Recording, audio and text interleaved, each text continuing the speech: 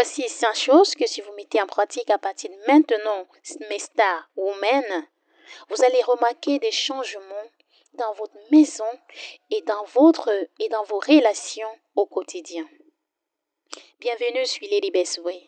Ici, nous parlons de spiritualité, nous parlons de féminité, de développement personnel et de foi. Installez-vous confortablement car ce qui arrive va embellir vos relations conjugales.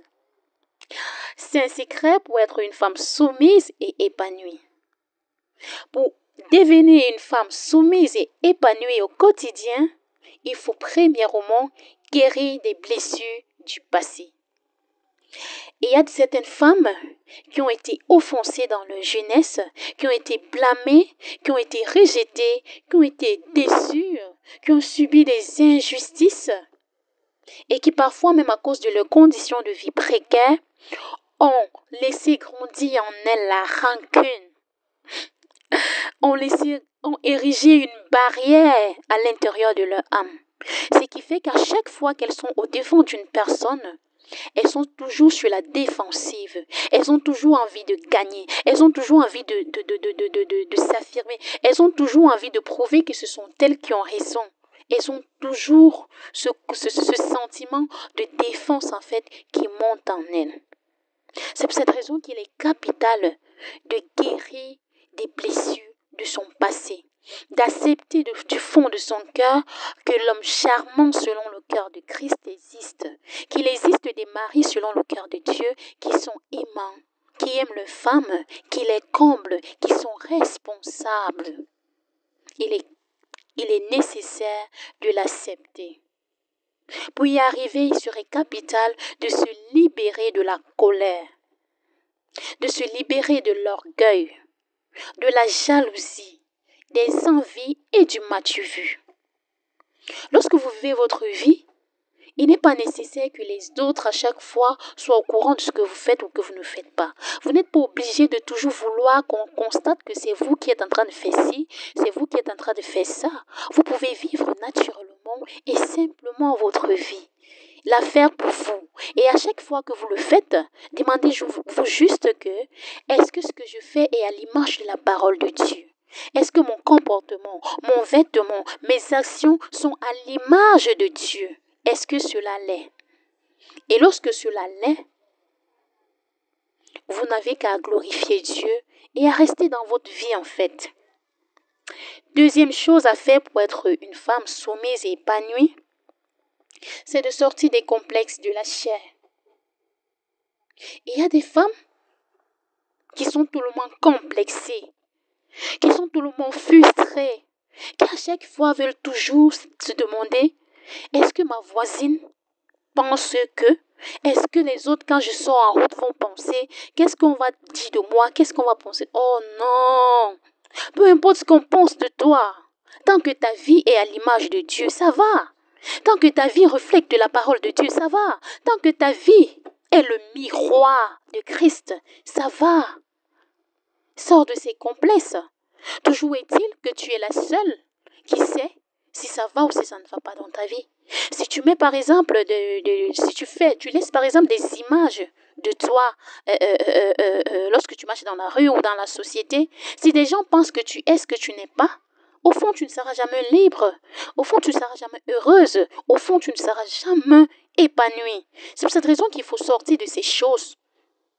De ces choses. Sortir du m'as-tu-vu. Il est capital pour devenir soumise et épanouie. Car cela t'empêchera de mettre ton époux à la maison dans certaines conditions pour pouvoir réaliser certaines de tes envies qui parfois ne sont pas utiles pour la famille.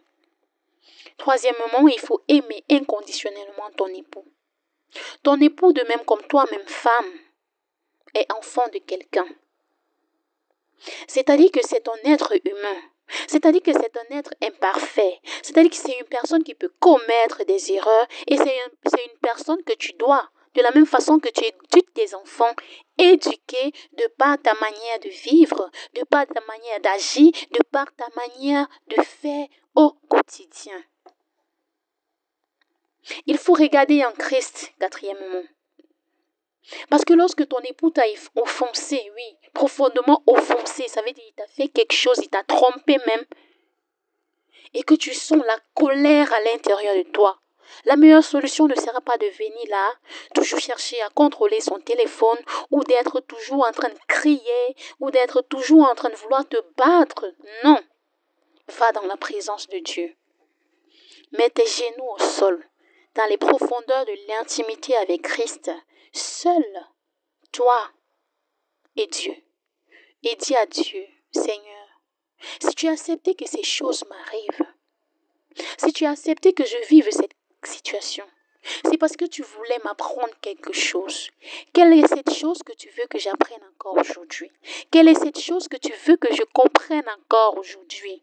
Et le Seigneur te révélera le pourquoi et le comment de cette situation qui t'arrive.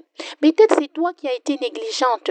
Peut-être c'est toi qui n'as pas été une bonne sentinelle dans ta maison. Peut-être c'est toi qui n'as pas assez prié pour garder ta maison. Peut-être c'est toi qui n'as pas posé les actes qu'il fallait. Peut-être c'est toi qui étais trop fatigué quand monsieur rentrait. Et à chaque fois, peut-être c'est toi qui as toujours été, oh non, je veux pas de ci, je veux pas de ça. Et on ne sait pas ce que tu veux, en fait.